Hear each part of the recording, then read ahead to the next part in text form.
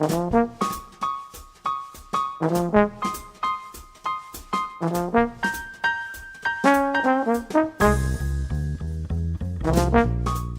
once said that if I ever write a book, I want to write about people who you never heard of necessarily, but who meant so much in terms of supporting me and others who were involved in this sort of thing.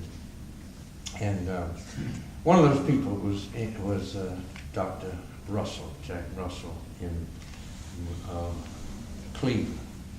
And this was in Cleveland when I was with Ames's when I met Matthew Ellis at Ames's house that night. Now this was about 1955, we'll say 54, 55.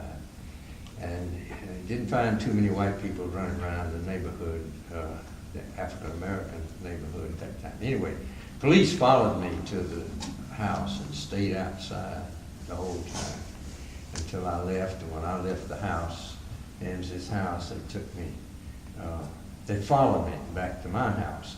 Went to see Dr. Russell, Jack Russell, the next day, who was senior warden in Calvary Church, and told him, he and his investor had to do something to get rid of that guy, get rid of that guy. Jack Russell told him, in effect, to go to hell. He was not about to, and wasn't any of your business, et cetera, et cetera. Now, that's the kind of, we don't ever heard about Jack Russell. But there was a guy in Oxford, the same way, a fellow by the name of Bob Harley, who was senior warden at that time. He also was a doctor. But those are the people I'd like to write. T.R.M. Howard. Does that name mean anything to you? Yeah. You'll need to know about him if you don't. Yeah. Well, he was a doctor in Mound Bayou. He was the doctor in Mound Bayou. And was taking care of folks, black folks say, because they couldn't get much good care in Cleveland or the other parts of Martin County. But he also organized a group. Oh, gee, I can't remember the name of it now. I can't think of it either. Anyway, it was something like the NAACP. But this was back in 1954. It was before the Brown versus Board of Education decision. And I had met Dr. Howard because I heard there was an Episcopalian in Mound Bayou, African American, and we had an Episcopal church there, but we shut down. And so I'd gone up there to talk to them about coming to Calvary Church in Cleveland. And I did not get to them, but he was working with Dr. Howard, so I got to talk to Dr. Howard. Anyway, just a long story, but his group, Southern Council of... Southern Regional Council? Regional Council of Negro Leadership. Yeah. That's what the name of it was, his group. Well, his group sponsored a meeting every year with a guest speaker. And this year it was Thurgood Marshall. And I decided I would go up and listen. And it blew my mind. This was an eye-opener to me. Now, this is 1954. It was about 3 weeks before the Brown versus Board of Education. And I had no idea the kind of organization of support that was existing then amongst the African Americans in the Delta. But I don't know, I couldn't give a count, but the paper said at one point there were 10,000 people at that meeting. So it was a huge meeting, and certainly hearing Thurgood Marshall meant a lot.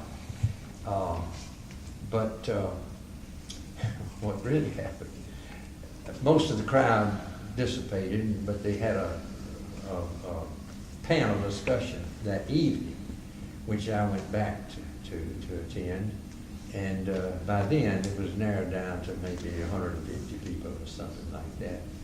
But I went there, and of course, the only other white people at the big meeting that I saw anyway were a couple of newspaper reporters from Hoddy Carter's newspaper, the Democrat Times. There were no other white people there that night. But Dr. Howard presided, saw me out in the audience, and asked me to come up and be a part of the panel. I was really shaken, and I probably couldn't say a word. I didn't say much of anything, but it did something because it, with the African-American Delta leaders there and so forth, I got introduced to a lot of people. And so many times after that, I run into them here, there, and yonder and say, oh, I saw you at Mound Bayou.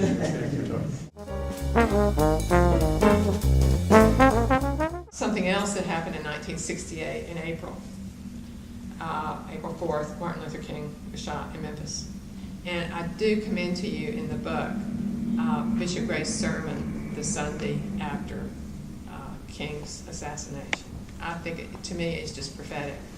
He is saying things like, I know how a lot of you feel now about Martin Luther King, but he says, you know, in the future, your children and your grandchildren are going to look up to this man as a hero. And not many people in Mississippi, white people, were saying that in 1968. But anyway, then in 1974, he was elected bishop of Mississippi. To me, that says something. It says a great deal about Mississippi, how things had changed in 20 years in Mississippi. That a man who had, because of the Episcopal Church, we have both laity and clergy elect a bishop. And many lay people, non-clergy, had been very opposed to much of what he had said and done. But by 1974, we had reached a point where this man could be elected bishop.